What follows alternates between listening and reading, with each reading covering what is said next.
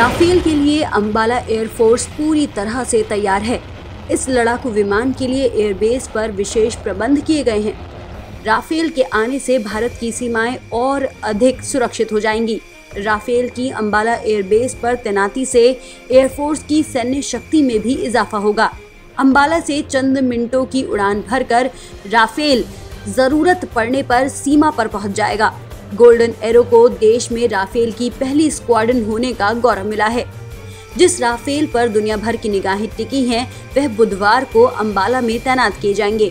France से आ रहे 5 Rafale विमानों का पहला जत्था 29 जुलाई को भारत पहुंचने वाला है। ये पांचों राफेल विमान 7000 किलोमीटर की दूरी तय कर भारत पहुंचने वाले हैं। इन राफेल विमानों को अंबाला में भारतीय वायुसेना के बेड़े में शामिल किया जाना है। अंबाला एयरबेस भी अब राफेल के स्वागत के लिए पूरी तरह तैयार है। राफेल विमानों के भारत आगमन के मद्देनजर अंबाला एयरबेस के लिए सुरक्षा के बंदोबस्त भी और कड़े कर दिए गए हैं। अंबाला एयरबेस के 3 किलोमीटर के दायरे को नो ड्रोन जोन घोषित किया गया है।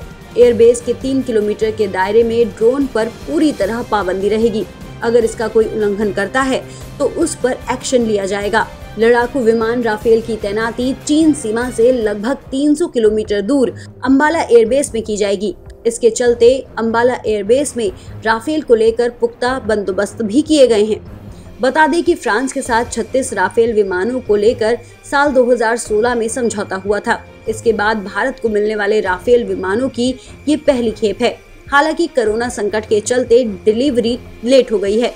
समझौते के मुताबिक 2 साल में भारत को 36 राफेल विमान मिलने वाले थे।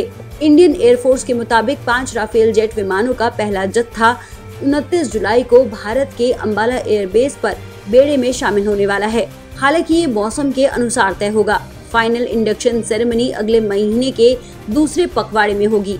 2 स्क्वाड्रन में शामिल 36 जेट अगले 2 वर्षों में भारतीय वायुसेना का हिस्सा बनने वाले हैं। पहला स्क्वाड्रन पश्चिम क्षेत्र के अंबाला से ऑपरेशनल होगा, वहीं दूसरा पश्चिम बंगाल में हाशिमारा में तैनात होगा। गौरतलब है कि भारत और पाक के बीच 1965 और 1971 में पाकिस्तान को धूल चटाने में अंबाला एयरबेस की महत्वपूर्ण भूमिका रही है। तो इस तरह से पूरी दुनिया की निगाहें अब राफेल पर टिकी हैं, जो बुधवार को अंबाला में तैनात किया जाएगा।